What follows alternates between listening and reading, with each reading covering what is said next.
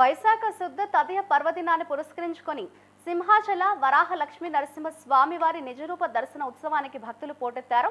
ఆలయ స్థానాచార్యులు టిపి రాజగోపాల్, ప్రధాన అర్చకులు శ్రీనివాసాచార్యులు, ఐవి రమణాచార్యుల నేతృత్వంలో అర్చకులు వేకువజామున వేద మంత్రాలు, మంగళ వాయిద్యాల నడుమ స్వామివారి చందనోత్సవాన్ని తొలగించారు.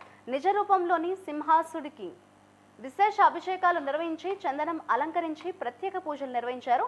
ఆలయ అనువంశిక ధర్మకర్త అశోక్ గజపతిరాజు కుటుంబ సమేతంగా తొలి దర్శనం చేసుకుని స్వామివారికి పట్టు వస్త్రాలు, చందనం సమర్పించారు.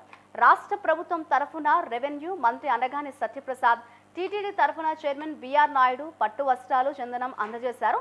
తెల్లవారుజామున 2:45 నుంచి భక్తులు దర్శనానికి అనుమతించారు. ఇక రాత్రి 9 గంటలకు పవిత్ర గంగా జలాలతో స్వామివారి నిజ రూపానికి సహస్ర ఘట్టాభిషేకం నిర్వహించారు. అనంతరం సుగంధ ద్రవ్యాలు మిళితం చేసిన 3 మనుగుల గంధాన్ని స్వామివారికి తొలి విడతగా సమర్పించారు. ఏపీ డిప్యూటీ స్పీకర్ రఘురామకృష్ణరాజు, మంత్రులు వంగలపూడి అనిత, కొండపల్లి శ్రీనివాస్, ప్రభుత్వ విప్ పెతకంశెట్టి గణబాబు, ఎంపీ శ్రీ భారత్, ఎమ్మెల్యేలు గంటా శ్రీనివాసరావు, బండారు సత్యనారాయణమూర్తి, విష్ణుకుమార్ రాజు, ఎమ్మెల్సీ వరదు కళ్యాణి తదితరులు స్వామివారిని దర్శించుకున్నారు.